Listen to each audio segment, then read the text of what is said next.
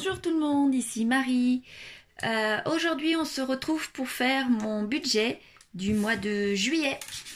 Je vous le ferai juste à l'écrit car comme vous le savez je suis en week-end à Paris pour mon fils. Donc vous ne verrez pas le dispatchement des billets. Mais juste au niveau du budget à l'écrit. Je verrai si je peux vous en faire une lorsque je reviendrai pour vous faire voir où je dispatche tous mes billets, mais c'est tout simplement comme les autres mois. Donc, commençons. Donc, alors, dans mes rentrées, j'ai mon salaire, comme d'habitude, j'ai la CAF, remboursement santé et remboursement compte enfant. Voilà. Concernant mes dettes, donc je mets de l'argent sur le compte des enfants, compte courant, mon loyer et une pension pour les études de mon grand. Voilà pour les dépenses fixes. Alors, les assurances. Donc les assurances, j'en ai pour 75 €. L'EDF, 119 €.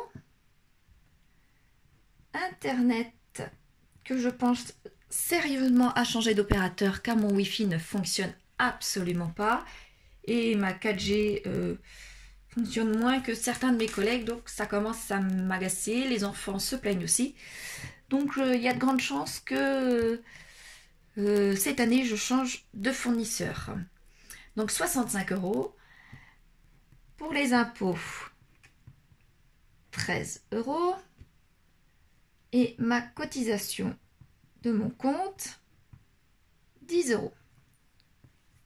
Ce qui me fait un total de 282 €.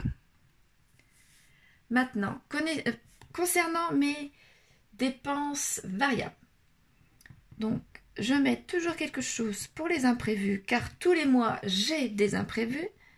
Je mets 100 €.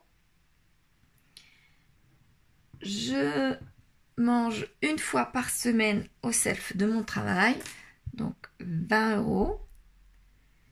Je mets de l'argent sur PayPal pour tout ce qui est Too Good To Go et quelques petits achats sur Amazon, 50 €. Et de l'argent sur un PEA, 30 €.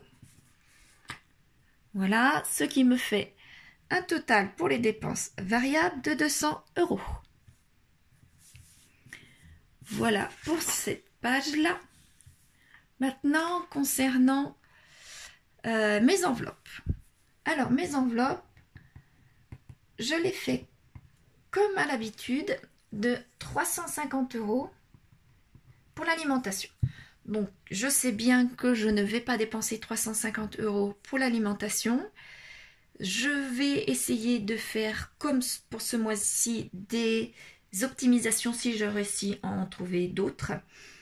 Et je vais faire d'autres Too Good pour pouvoir mettre tout ça dans mon congélateur pour le mois d'août.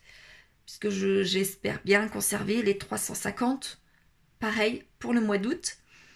Donc pour le mois de juillet, ce sera tout simplement de l'argent que je mettrai dans mes stocks alimentaires. Donc peut-être bien que je vous ferai d'ici à la fin de l'année une vidéo concernant mes stocks alimentaires. Peut-être oui, également, si ça peut vous donner une idée, si ça peut vous intéresser aussi, mais ce sera après les vacances. Et aussi pour le mois de juillet, donc du coup, pour mettre de la nourriture dans mes congélateurs également. Donc l'hygiène et entretien, là par contre, ça ne va pas bouger non plus. 20 €, ça me suffit largement pour tout mon mois de juillet. Pour mon carburant, je reste sur 150 €. Parce qu'il faut que j'aille voir de la famille malgré tout. Il y aura le pont du 14 juillet, je ne sais pas ce que je vais faire, mais on ne sait jamais. Et bien, on va bien voir ce que je vais pouvoir faire avec 150. Mais je pense que ça ira largement. Habillement.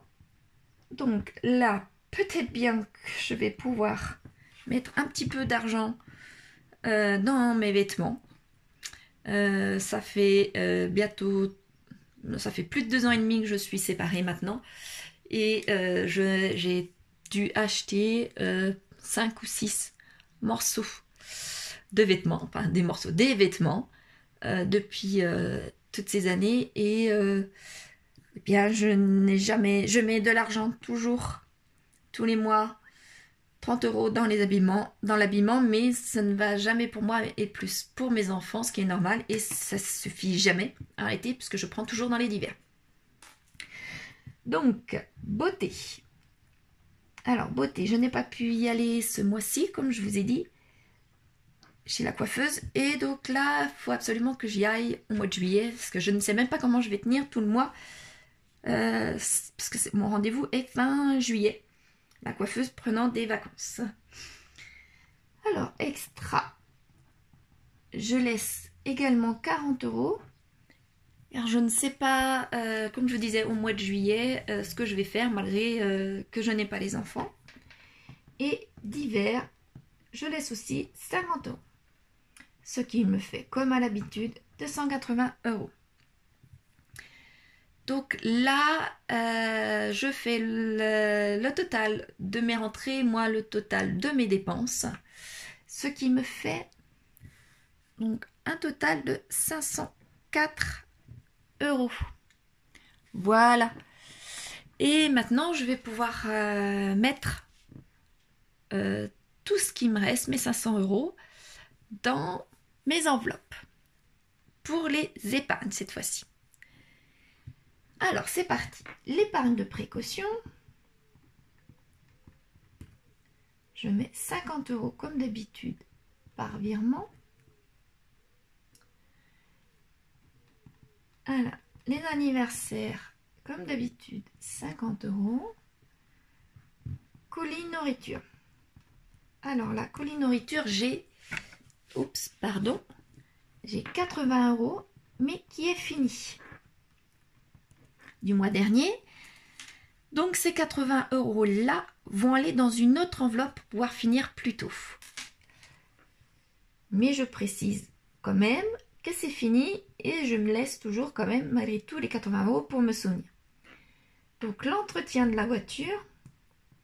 Alors quand je dis entretien de la voiture, puisqu'elle est récente, c'est changer les pneus, changer les freins, faire la vidange, le contrôle technique dans 2 ans, vous voyez, ce genre de choses-là, j'avance ce budget-là, donc qui est de 50 € par mois, et je vais rajouter les 80 € de l'enveloppe colis nourriture. Voilà. Donc ces 80 € là vont aller là, et donc ce mois-ci, je ne vais pas mettre 50 € en réalité, mais je vais mettre 50 plus les 80, 130 €. Noël, qui lui est aussi de 50 €. Les promotions automne, qui est de 50 €. Les soldes, 50 €. Donc là, comme je vous disais tout à l'heure, les vêtements que je ne peux pas mettre, que je mets d'habitude dans mes enveloppes mensuelles 30 €, et bien là j'ai une enveloppe pour les soldes. Donc là, comme les soldes viennent de commencer, je vais pouvoir prendre dans cette enveloppe là pour pouvoir faire un petit peu de solde pour ma future maison, pour mes vêtements, ce genre de choses là, si je peux trouver ce que j'aime également, effectivement. Et pour mes enfants aussi. Donc, après, pour les vacances, je mets 50 €. Et pour les week-ends, 20 €. Ce qui me fait un total de 450 €. Donc, je vais rajouter dans l'épargne de précaution 54 €. Puisque c'est ce qui me reste. Les 104 moins les 450. Les 104 moins les 450. Ça me fait bien 54 € pour pouvoir faire mon budget de 0. À base de 0. Voilà. Donc, mon budget du mois de juillet, zut, je ne l'ai pas écrit, du mois de juillet 2022 est fait. J'espère avoir été claire concernant... Oh bah décidément, excusez-moi. J'espère avoir été claire concernant mon budget. Si vous avez des questions, vous n'hésitez surtout pas. Je vous répondrai bien volontiers. Et puis, bah, on pourra en débattre. Il n'y a aucun souci. J'espère que ce mois-ci va être aussi bien que le mois dernier, parce que je m'en sors à peu près bien. Donc, il n'y a pas de problème de ce côté-là. J'espère n'avoir rien oublié comme dépense au mois de juillet. Déjà, je suis contente car mes enveloppes des épargnes commencent à se terminer petit à petit. Comme là, vous voyez, mon colis nourriture est fini. Donc, je peux me mettre dans l'entretien voiture. L'entretien voiture sera... le mois prochain sera sensiblement fait de la même façon. Mais le mois de septembre, donc le colis nourriture sera terminé ainsi que l'entretien voiture. Donc, je pourrais mettre ces sommes-là dans d'autres enveloppes et mes enveloppes épargne se termineront petit à petit avant le mois de décembre et je suis contente. Donc voilà. Voilà pour les enveloppes épargne. Les enveloppes mensuelles sont aussi prêtes. Et ce qui va changer au mois de juillet ici, ce sera rien. Alors là, je vous ai pas dit, mais dans mon salaire, je vais avoir mon salaire classique, certes, mais je vais aussi avoir le début de mon 13e mois, la petite partie, la première partie, le début de mon 13e mois, donc qui ira dans mon défi des 100 enveloppes. Voilà, mais ici, je mettrai mon salaire tout à fait classique en dehors de mon 13e mois, puisqu'il partira directement en épargne. J'ai eu aussi des questions dernièrement concernant mes dépenses fixes. Pourquoi elles étaient aussi basses?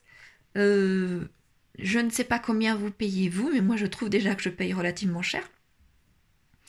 Et eh bien, par exemple, Internet, je pense que bientôt je vais pouvoir baisser de tarifs.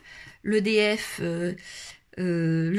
l'eau, ce genre de choses-là, je paye peut-être moins cher que vous tout simplement puisque je n'ai les enfants qu'une semaine sur 2. Concernant les assurances, elles sont peut-être moins chères tout simplement puisque j'ai tout au même endroit. Voilà. Et que je fais malgré tout attention à pas gaspiller tout ce que je peux essayer de gaspiller entre l'électricité, l'eau, ce genre de choses-là. Voilà. Je vous souhaite un bon début de mois et j'espère que vous n'avez pas trop galéré à calculer votre budget et que tout se passe bien pour vous et que tout va bien se passer pour vous au mois de juillet. Voilà, je vous remercie et je vous dis à la semaine prochaine à dimanche, pas à la semaine prochaine, mais à dimanche pour la fin de ma semaine. Voilà, au revoir, bonne journée.